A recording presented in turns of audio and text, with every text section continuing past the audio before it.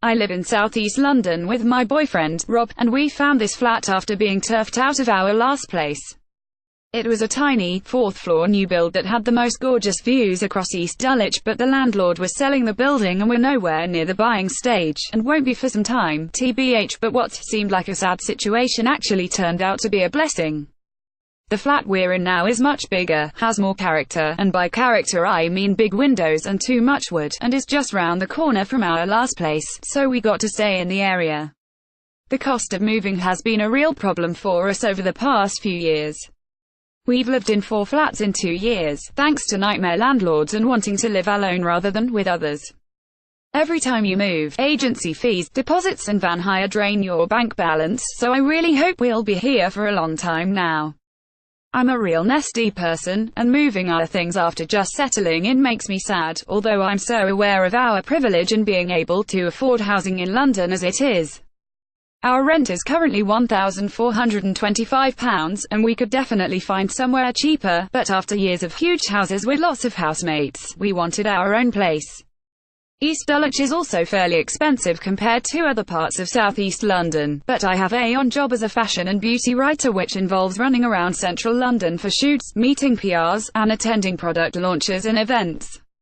Coming home to a borough that feels like a village is really soothing and good for getting some headspace. Rob and I have quite different priorities when it comes to finding a home.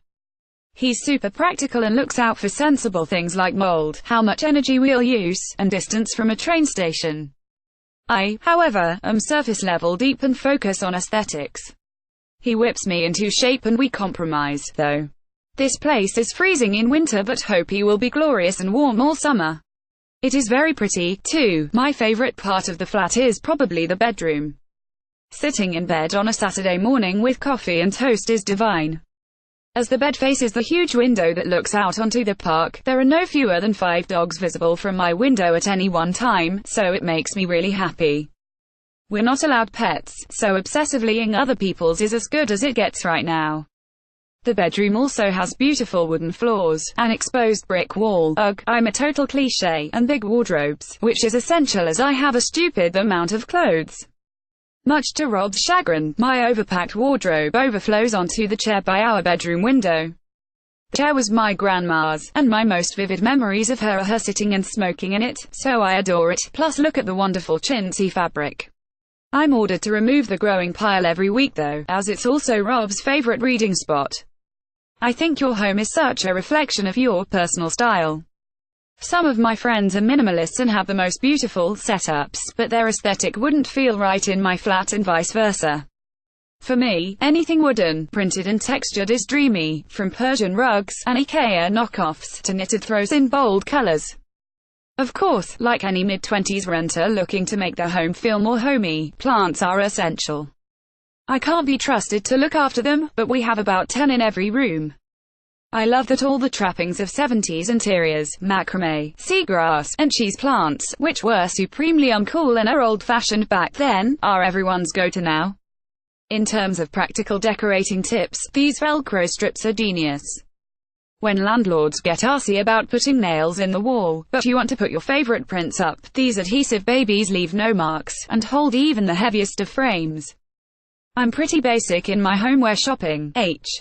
An Oliver bonus makes the nicest mugs and glassware sets, but I try and support independent ceramicists, as their pieces are often the same price and made with love.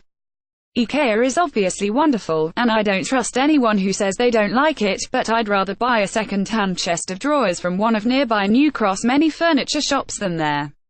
I'm yet to reach the upcycling stage of furniture owning, as while we're renting I'm apprehensive about spending too much time and money on it. You never know if your stuff will fit in the next place you rent, so I'd rather contribute to my excessive wardrobe right now.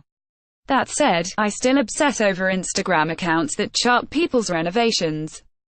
Before and after pictures are my crack, and I get really into seeing other people's lives play out via kitchen refurbs and bedroom overhauls.